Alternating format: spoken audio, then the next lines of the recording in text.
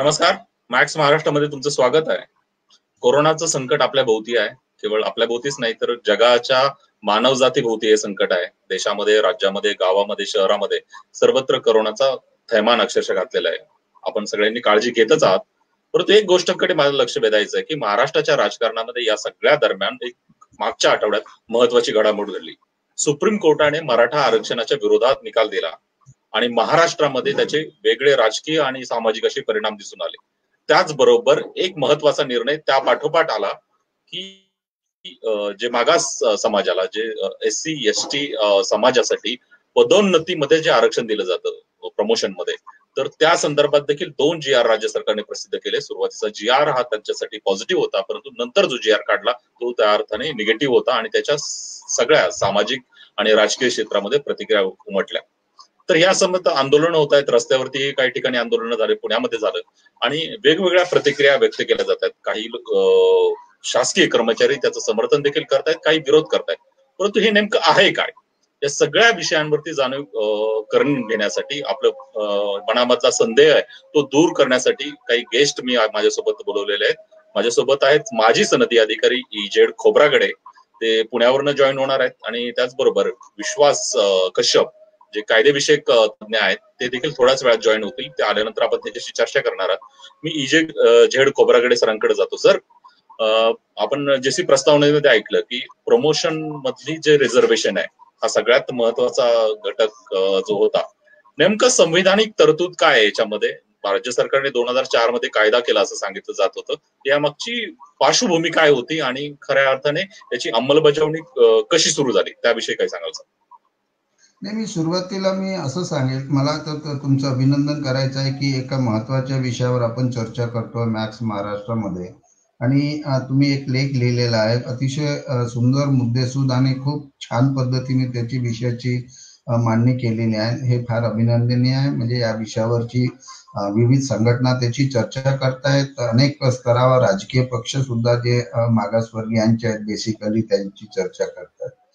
मला या reservation in promotion हे जे अनुसूचित जाती, जमाती, भटके विमुक्त, विशेष मागास प्रवर्ग यांच्यासाठी जे कायद्याने दिलेलं आहे, तर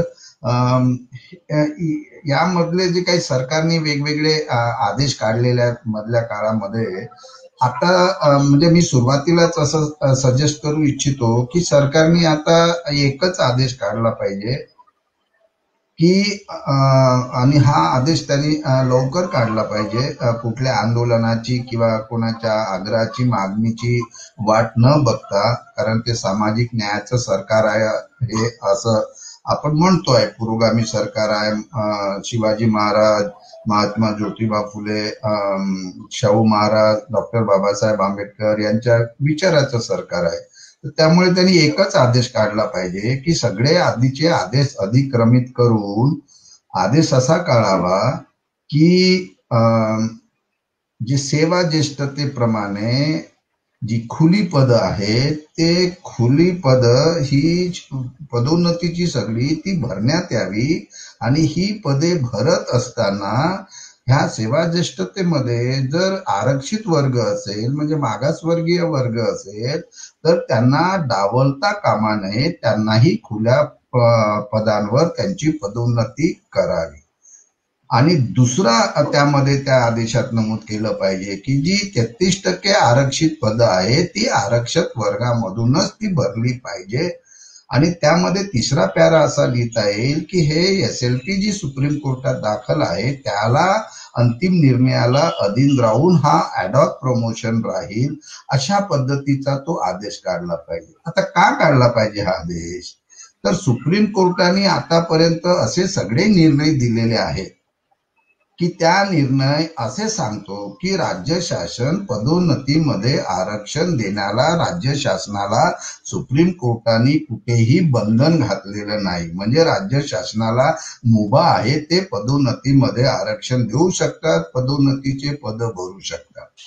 दुसरा सुप्रीम कोर्टाने आदेश दिलेला आहे की ओपन म्हणजे ओपन, खुला म्हणजे खुला, ओपन टू ऑल.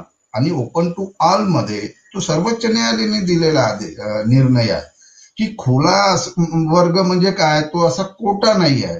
तर खुली जी पद आहेत त्यामध्ये मागासवर्गीयांचे म्हणजे आरक्षित वर्गाचे लोक सिनियरिटीमध्ये आणि पात्रते, त्याला मेरिट शब्द वापरतो आपण, गुणवत्ता, तर त्यामध्ये त्यांना दिले पाहिजे. आणि म्हणून ते देणं हे सर्वोच्च न्यायालयाच्या प्रमाणे बंधनकारक आहे.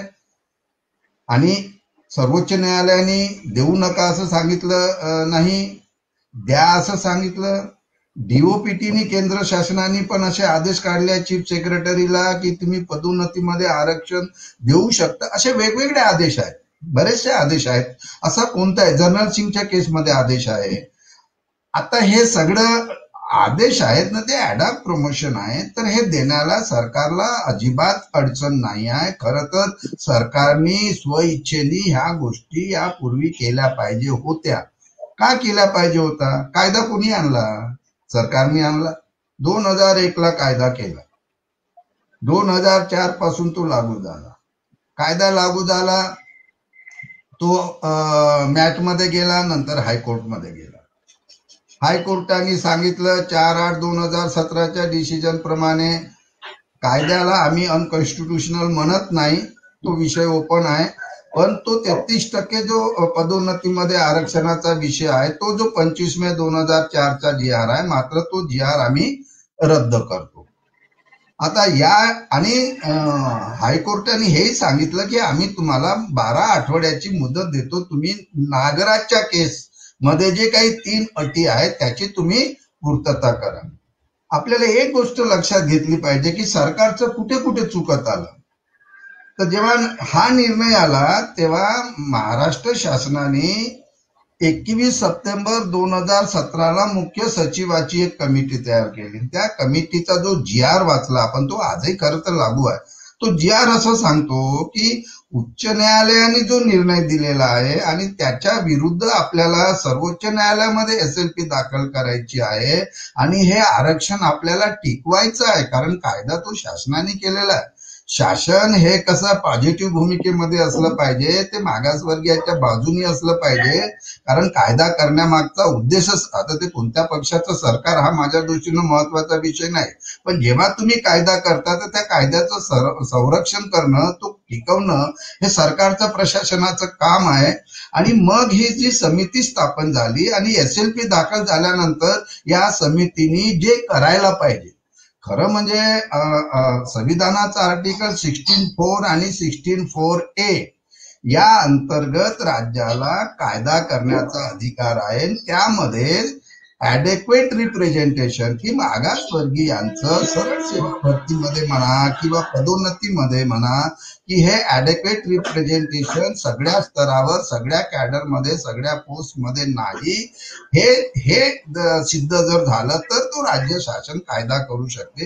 त्याच्यात त्यांनी नागराजच्या केसमध्ये 2006च्या निर्णयात 3 अटी टाकल्या होत्या की हे बॅकवर्डनेस करा. नंतर जनरल सिंगच्या केसमध्ये 2018च्या डिसिजन मध्ये ते काढून टाकली, कारण SC/ST ऑलरेडी कॉन्स्टिट्युशनली ही बॅकवर्ड हे डिसाईड झालेलं आहे प्रेसिडेन्शियल ऑर्डर मध्ये, त्याच्यामुळे त्याची गरज नाही. मग 2च अटी राहिल्या की एक ऍडेक्वेट रिप्रेझेंटेशन, म्हणजे त्याची पर्याप्त प्रतिनिधित्व आहे की नाही SC/ST, VJNT, SBC, OBCचं, आणि तिसरा इफिशियन्सीचा. आता ऍडमिनिस्ट्रेटिव्ह इफिशियन्सीचा मुद्दा हा सगळ्यालाच लागू आहे.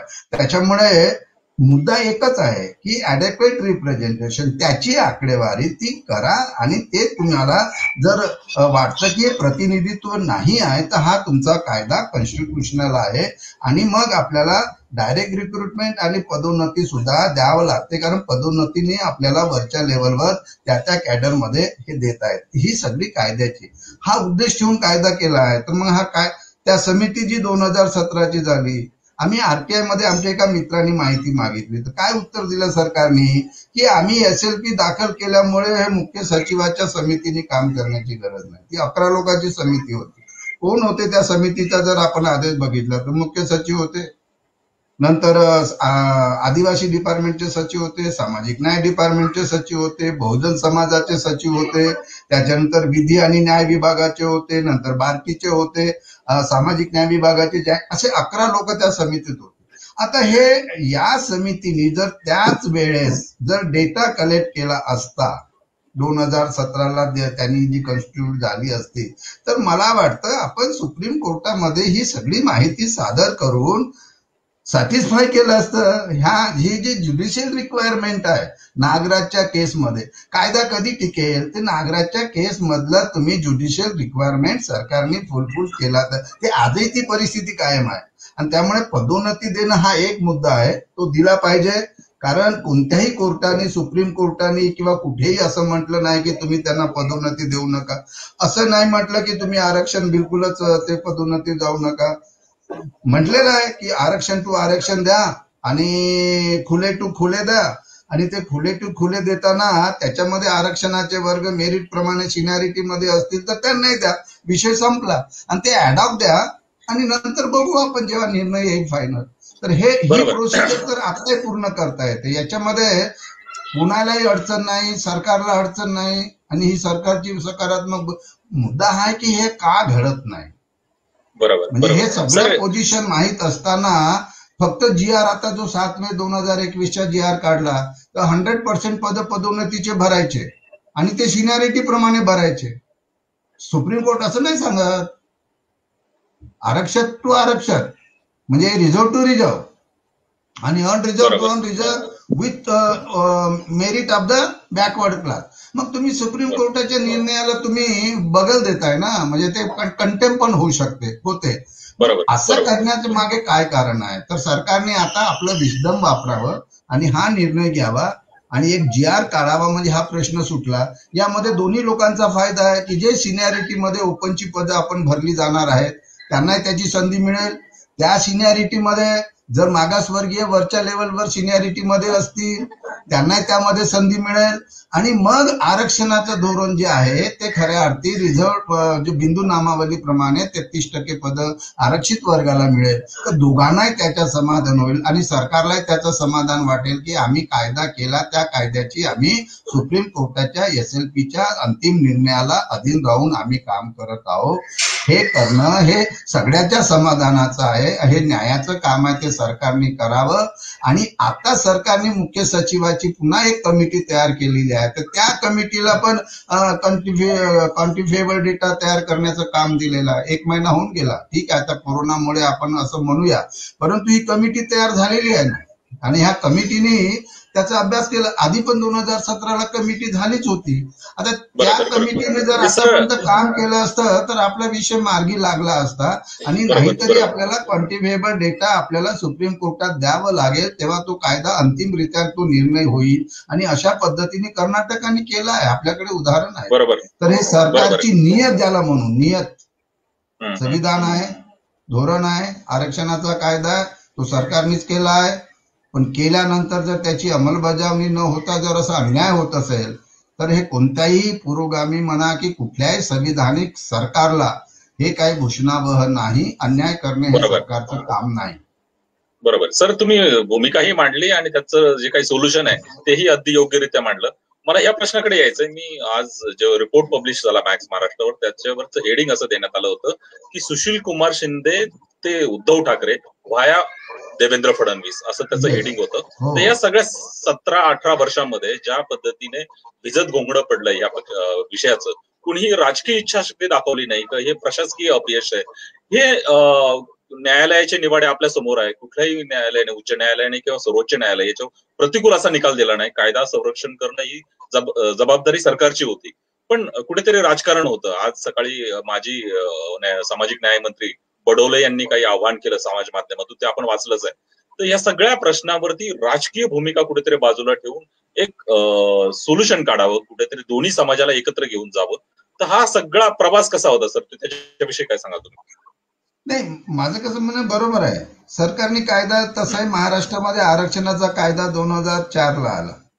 मध्य प्रदेशने तर तो कायदा 1994ला केला होता. मध्य प्रदेशने कायदा, ते आपल्या फार पुढे होते. आपण पुरोगामी महाराष्ट्र म्हणून आपण मिरवत असतो. कर्नाटकाने तो कायदा 2002ला केला. इतर राज्यांनी पण ते कायदे केले, असं नाही की कायदे केले नाही. आणि तुम्ही म्हणता ते बरोबर आहे की नुसता कायदा करून होत नाही. कायदा केला पण त्या कायद्याला आता कुठलाही कायदा केला तर त्याला चॅलेंज करण्याचा कोणाला तरी अधिकार आहे, तो संविधानाने दिलेला आहे.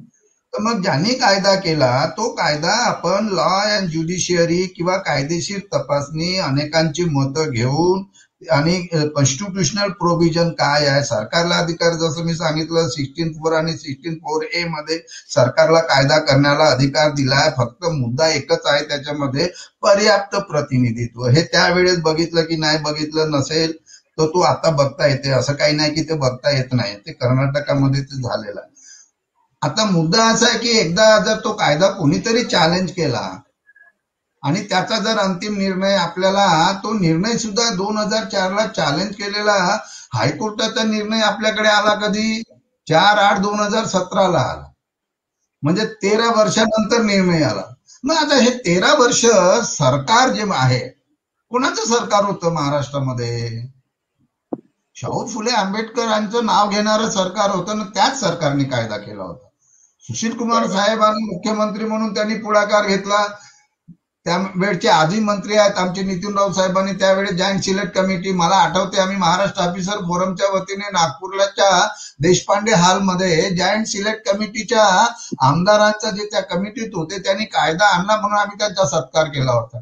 ठीक आहे, न्यायालयीन प्रक्रियेमध्ये अडकला, कोणाला आपण दोष नाही, पण त्याला विलंब किती लागावा? मग सरकारकडे एवढी यंत्रणा आहे तर मग सरकारने आपापली बाजू, आता हायकोर्टाने मध्ये पण असं त्यांना सांगितलं होतं, पहिल्यांदा 12 आठवडे दिले होते की तुम्हाला हे 12 आठवडे आहेत, तुम्हाला काय करेक्टिव्ह मेजर घेऊन सांगायचं आहे.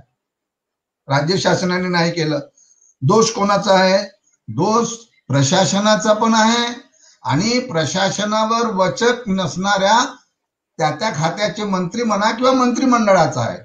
कारण मंत्रिमंडळाच्या मान्यतेने विधानसभेमध्ये, विधान परिषदेमध्ये चर्चा होऊन हा कायदा तयार झालेला. तर म्हणजे मग पूर्ण विधान परिषद आणि विधानमंडळातले जे सदस्य आहेत ते सगळे कलेक्टिव्हली जबाबदार आहेत या गोष्टीला. मंत्रिमंडळ जबाबदार आहे या गोष्टीला. ज्या ज्या राजकीय पक्षाचे लोक तिथे आहेत ते सगळे राजकीय पक्ष जबाबदार आहे. कोणी प्रशासकीय अधिकारी आपल्याला वाटेल असं, ठीक आहे, त्याला त्याच्या मनामध्ये असेल की या मागासवर्गीयाला आरक्षण जर दिलं पदोन्नतीमध्ये तर तो आपल्या बरोबरीला येऊन बसेल, तो खालच्यापर्यंत ठीक आहे, म्हणजे डी वर्ग, सी वर्ग आणि जास्तीत जास्त ब वर्गामध्ये राहावा आणि अ वर्गात राहायचं असेल तर ज्युनियर क्लास पर्यंतच राहावा. तो चीफ इंजिनियर येऊन माझ्या बरोबर बसू नये, उद्या तो सेक्रेटरी PWD होईल किंवा सेक्रेटरी इरिगेशन होईल. तर हे जे वरचे पद आहे ते आमच्यासाठी आहे. ही जी जातीवादी भूमिका आहे किंवा मग मागासवर्गीयाला आपण खालीच ठेवलं पाहिजे, आपल्या बरोबरीत बसू द्यायचं नाही, ही जी भूमिका आहे, तर ही जर भूमिका प्रशासनातले लोक घेत असतील तर मग पुरोगामी नेत्यांचं काम काय आहे?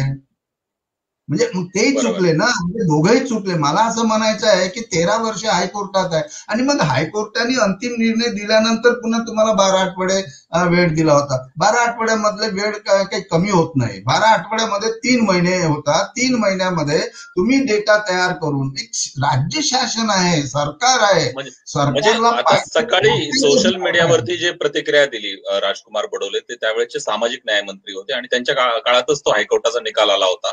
परंतु आज जे प्रतिक्रिया व्यक्त करते त्यांनी प्रत्यक्षात जर कृती केली असती तर या सगळ्या प्रश्नाचं सोडवणूक झाली असती, असं म्हटलं बरोबर आहे का सर? नाही, कसं आहे की मी फक्त राजकुमार बडोले साहेब एकट्यानं दोष देणार नाही, कारण त्यांना मंत्रीपद मिळालं, त्यांची ताकद किती आहे. बरोबर बरोबर. बीजेपी सरकारमध्ये त्यांना निर्णयाचं स्वातंत्र्य किती आहे. आता ते म्हणतात, खरं म्हणजे आता म्हणून उपयोग नाही. एकीकडे डॉक्टर बाबासाहेब आंबेडकरांनी हिंदू कोड बिलावर राजीनामा फेकून दिला होता आणि आज आपण जर असं म्हटलं की तुम्ही राजीनामा द्या जर तुमचं म्हणणं ऐकत नाही किंवा सामाजिक न्यायाचं सरकार काम करत नाही, हा वेगळा विषय आहे. म्हणजे तो आत्ताच्या पण सरकारमधल्या कॅबिनेट मधल्या मंत्र्यांना लागू पडतो. आता ते म्हणतात त्यांना कोणीतरी, माझा असा प्रश्न आहे की विरोधी पक्षनेते देवेंद्रजी फडणवीस या विषयावर का बोलत नाही. मराठा आरक्षणावर ते बोलता, चांगली गोष्ट आहे.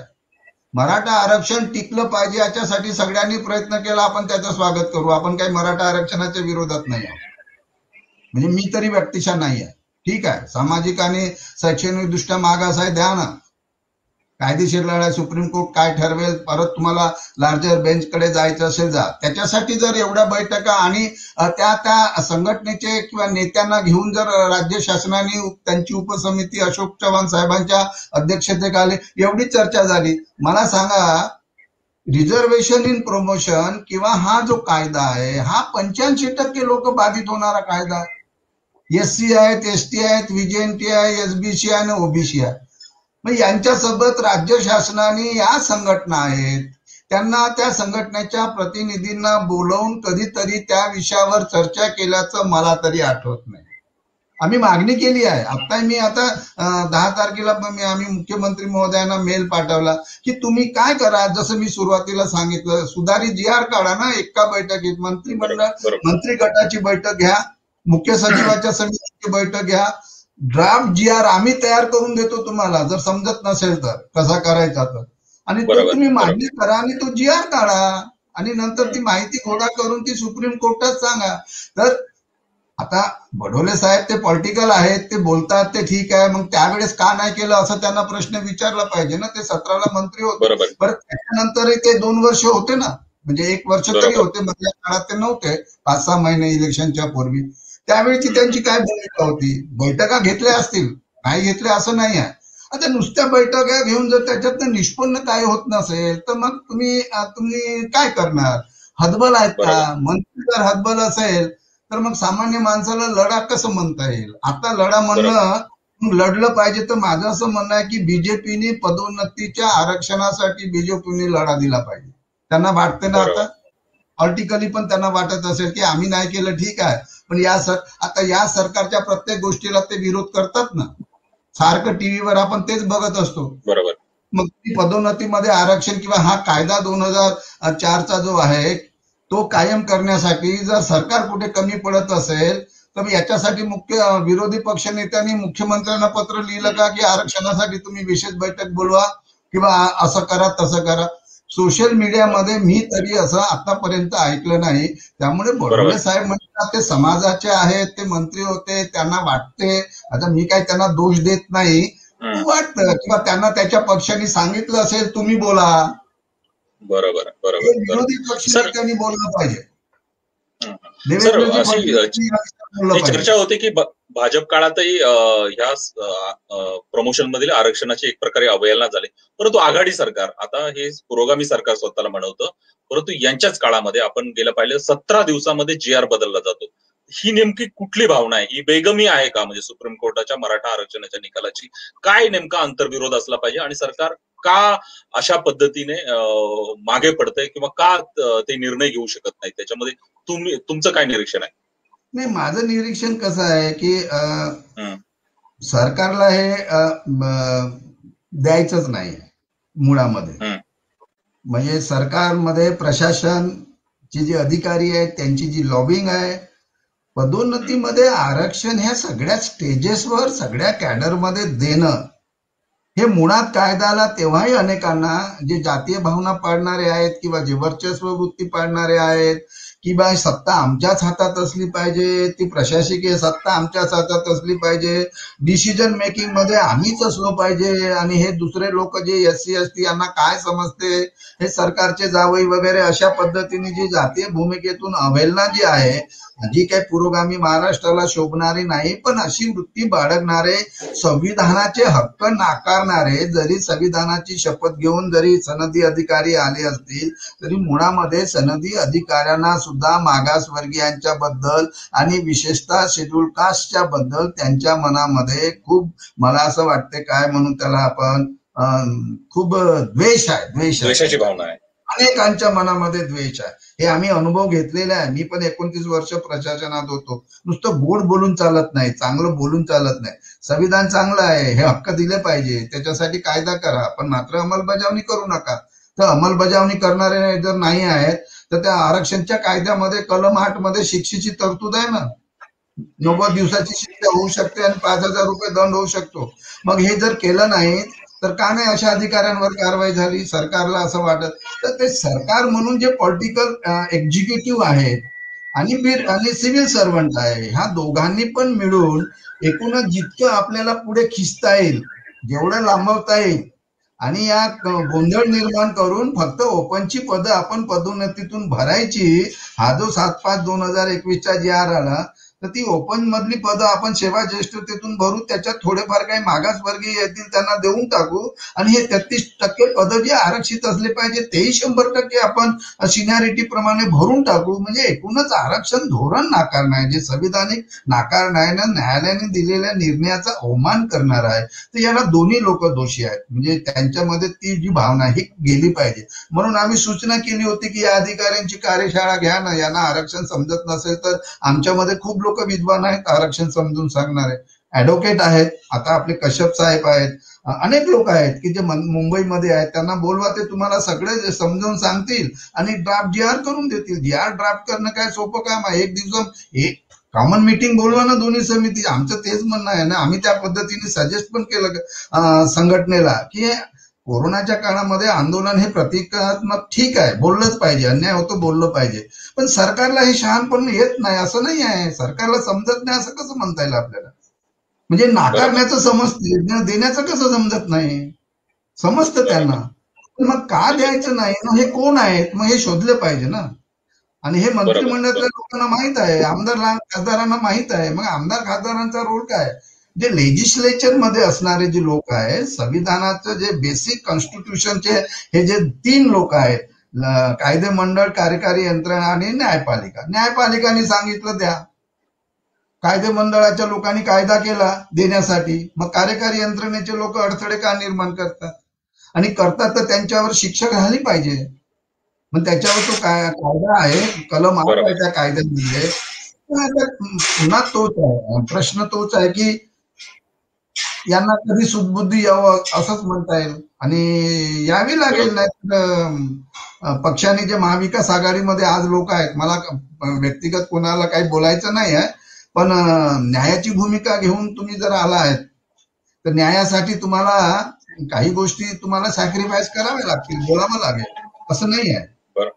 बरोबर बरोबर सर, फारच विस्तृत माहिती आली. म्हणजे आपण जो सुरुवातीला रिपोर्ट पब्लिश केला दिवसभर, त्याच्यामध्येही सगळे बाजू होत्या आणि तुम्ही अत्यंत विस्ताराने या सगळ्याची माहिती दिली. म्हणजे आरक्षण ही घटनात्मक तरतूद आहे आणि ती अंमलबजावणी करणे ही सरकारची जबाबदारी. कायदे हे सरकारने केलेले आहेत आणि जे आता विरोधामध्ये आहेत त्यांची भूमिका आहे की सरकारला जाब विचारावं, आणि जे सत्तेमध्ये बसलेत त्यांनी त्या कायद्याची बूज राखण्यासाठी ते कायदा सक्षमपणे राबवून त्या घटकांपर्यंत त्याचे लाभ पोहोचवणे हे अत्यावश्यक आहे. हा विरोध हा काही सवर्ण समाजाला नाही, हा मागासवर्गीयांचे हक्क आहेत आणि ते हक्क त्यांना मिळाले पाहिजे.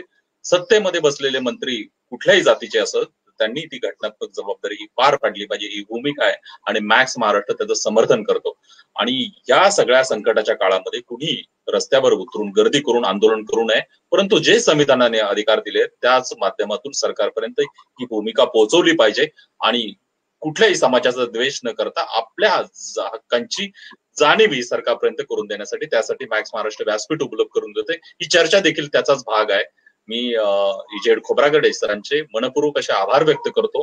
हा कोरोना संकटाचा काळ आहे, सगळ्या दर्शकांना मी आवाहन करतोय की सर तुम्ही बोला. एक मुद्दा मला सांगायचा आहे की या संदर्भामध्ये त्याची चर्चा पण आहे, आणि आता जो मुख्य सचिवांची समिती नेमली होती त्याला आता 1 महिना होऊन गेला. 22 मार्च 2021 समिती नेमली होती. आधीची समिती नेमली होती 21 सप्टेंबर 2017.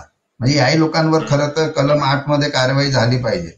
आता त्यामध्ये या समितीमध्ये पण लिहिलं आहे की कर्नाटकामध्ये जो कायदा झाला होता तो कर्नाटकाच्या कायद्याची पण जर आपण पार्श्वभूमी बघितली तर कर्नाटकामध्ये जो रत्नप्रभा म्हणून आहे BK पवित्रा, तर तो कायदा 2002 झाला. तर त्यांनी ते सुप्रीम कोर्टामध्ये पिटिशन दाखल केली. सुप्रीम कोर्टाने 2017च्या आदेशान्वये तो कायदा इनव्हॅलिड ठरवला, आणि त्या इनव्हॅलिड ठरवण्याचं कारण एकच होतं की क्वांटिफायबल डेटा आणि जे एम नागराजच्या केस मधले जे पॅरामीटर आहे त्याची पूर्तता झाली नाही.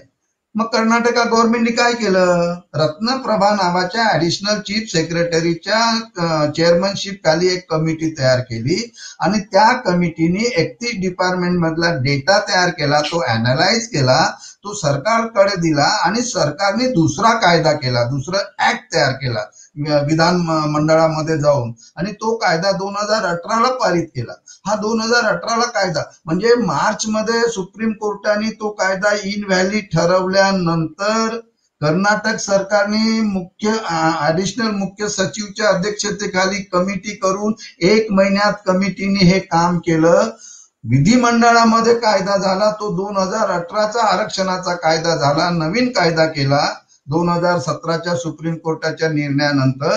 परत तो कायदा परत तो रिव्ह्यू मध्ये चॅलेंज झाला, बी.के. पवित्रा 2 म्हणून, आणि मग सुप्रीम कोर्टाने रिव्ह्यू मध्ये सांगितलं की आता हा जो नवीन कायदा केलेला, या कायद्यामध्ये एम नागराच्या केस मधले जे काही पॅरामीटर होते, ज्युडिशियल रिक्वायरमेंट 3 मुद्दे, याची पूर्तता झाली आहे. आणि म्हणून संविधानाच्या कलम 16(4) आणि 16(4)A मध्ये राज्य शासनाला हा अधिकार आहे, आणि हा राज्य शासनाचा आरक्षणाचा कर्नाटकाचा 2018चा कायदा हा कॉन्स्टिट्युशनल आहे. म्हणून त्याची बी.के. पवित्रा 2ची त्यांनी रिव्ह्यू पिटिशन अमान्य केली ना कायदा हा कॉन्स्टिट्युशनल केला. किती 1 वर्षात झालं ते. महाराष्ट्र सरकारला काय करतायत आमचा प्रश्न आहे. कर्नाटक हे काही दूरचं राज्य नाही, जवळचं राज्य आहे. मध्य प्रदेश ही जवळचं राज्य आहे, आणि महाराष्ट्र बऱ्याचदा या सगळ्या पूर्वमाई गोष्टीमध्ये आघाडीवर असतो, परंतु आता कुठेतरी हा पिछाडीत पडलाय असं चित्र आहे. जे झारीतले शुक्राचार्य असतील, सरकारमधले मंत्री असतील, त्यांनी याची जाणीव घ्यावी, आणि हे सामाजिक न्याय, ही अफर्मेटिव्ह ऍक्शनची कारवाई, ही घटनात्मक जबाबदारी आहे, ती पूर्ण केली पाहिजे. आणि जर नसेल करत तर त्यांना सेक्शन 8 जशी कारवाई अपेक्षित आहे ती कारवाई केली पाहिजे, असंही आम्ही आवाहन करतोय.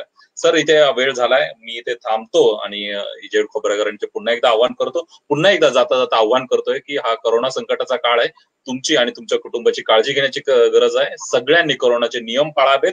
आपण फिजिकल डिस्टन्सिंग, त्याच्यानंतर सॅनिटायझेशन, आणि सध्या घरात राहून आपलं काम करणं अपेक्षित आहे, आणि आपल्या कुटुंबाला सुरक्षित ठेवणं अपेक्षित. मी विजय गायकवाड इथे थांबतो. सगळ्यांचे आभार आणि धन्यवाद. धन्यवाद सर्वांना.